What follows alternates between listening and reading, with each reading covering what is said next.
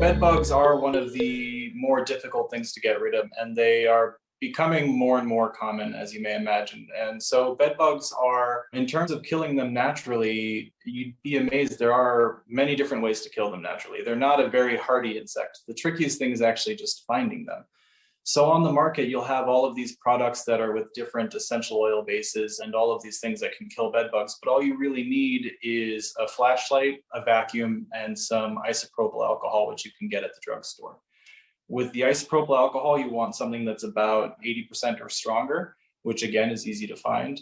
And what you're going to do is, with a high-powered flashlight, you're going to start at the bed and work your way out, inspecting from there. Bed bugs tend to be in cracks and crevices about 2 millimeters wide or larger.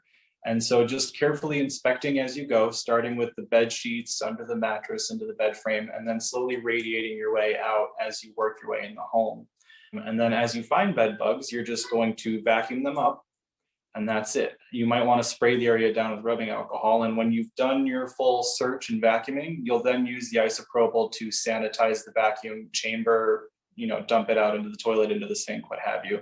And the isopropyl is just to clean out and make sure that nothing is further contaminating it.